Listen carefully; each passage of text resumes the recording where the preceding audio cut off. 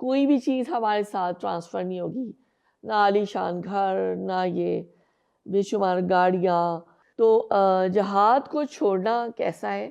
گویا بلندی سے پستی کی طرف گر جانے کے مترادف۔ سمندر میں اگر انگلی ڈبوتے ہیں، جو انگلی پہ جتنا پانی لگ جاتا ہے نا، یہ دنیا ہے اور سمندر آخر۔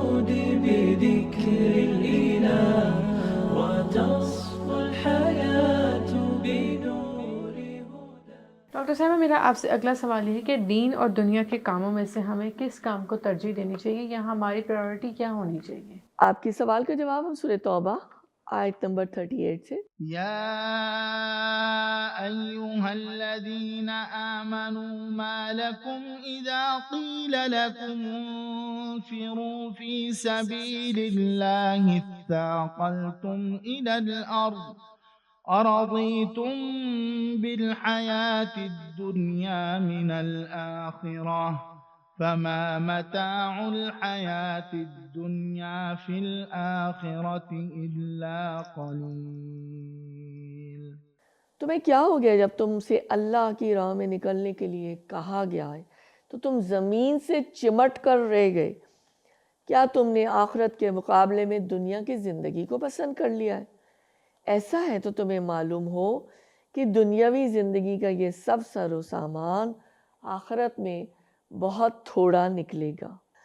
تفہیم القرآن میں مولانا لکھتے ہیں کہ یہاں کہا گیا ہے کہ یہ جو دنیا کی زندگی ہے، آخرت میں یہ کام آنے والی چیز نہیں ہے۔ دنیا میں تم کتنا ہی سر و سامان اکٹھا کر لو، لیکن موت کی جو آخری ہچکی ہے اس کے ساتھ ہر چیز سے دستبردار ہونا پڑے گا۔ اور موت کی دوسری سرحد جو ہے، کوئی بھی چیز ہمارے ساتھ ٹرانسفر نہیں ہوگی، نہ عالی شان گھر، نہ یہ بے شمار گاڑیاں، اور یہ نہ یہاں کی ساری لگژریز اور سامان زیست۔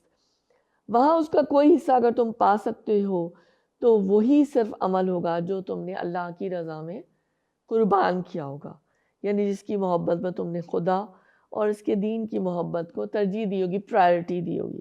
اچھا، اب جنگی خدمت کے لیے اگر عام بلاوا نہ ہو تو جہاد کے لیے اگر حکم نہ دیا جائے تو یہ فرض کفایہ ہوتا ہے، یعنی کچھ لوگ ادا کرتے رہیں تو کافی ہے۔ لیکن جب امام المسلمین کی طرف سے مسلمانوں کو جہاد کا عام بلاوا ہو جائے تو پھر ان پر جہاد فرض عین ہے، یعنی کوئی شخص یعنی اس کو کوئی اگر اس کے پاس کوئی جینوئن ریزن نہیں ہے، معذوری نہیں ہے، کوئی ایسی وجہ نہیں ہے، تو وہ اس کا پھر جو ہے نا وہ ایمان جو ہے نا وہ ڈاؤٹ فل ہوگا۔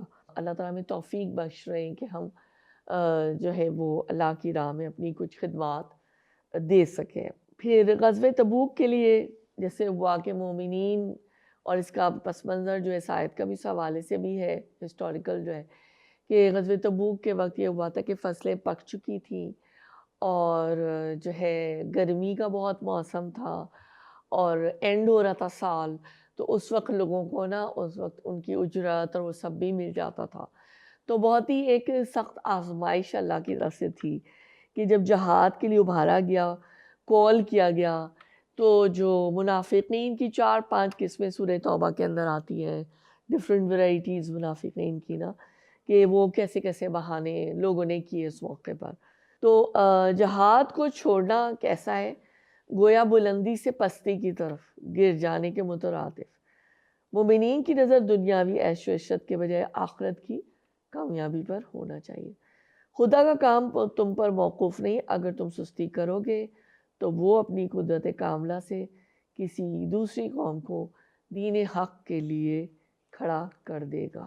حدیث کے ذریعے سے دیکھ لیتے ہیں، حضور صلی اللہ علیہ وآلہ وسلم نے اپنے کلمے کی انگلی کی طرف اشارہ کر کے فرمایا، اس انگلی کو اگر کوئی سمندر میں ڈبو کر نکالے تو اس پر جتنا پانی سمندر کے مقابلے میں ہے اتنا ہی مقابلہ دنیا کا آخرت سے، یعنی جو سمندر میں اگر انگلی ڈبوتے ہیں، جو انگلی پہ جتنا پانی لگ جاتا ہے نا، یہ دنیا ہے اور سمندر آخرت ہے۔ اس حقیقت کو اگر ہم دل میں بٹھا لینا تو ہمارے عمل اور ہماری زندگی جو ہے وہ بدل جائے گی۔ یعنی کہ ہماری اولین ترجیح، پرائرٹی دین اسلام اور اس کا نفاذ ہونا چاہیے۔ 2، کسی مسلم آبادی کو جہاد کے نکلنے کا حکم نہ دیا جائے، اس وقت تو فرض کفایہ رہتا ہے، لیکن اگر امام المسلمین کی طرف سے مسلمانوں کو جہاد کا عام بلاوا آ جائے تو پھر ان پہ جہاد فرض عین ہے۔ 3، اللہ کے دین کی سربلندی کے لیے نکلنا فرض ہے, ہم سے اس کے بارے میں سوال ہوگا.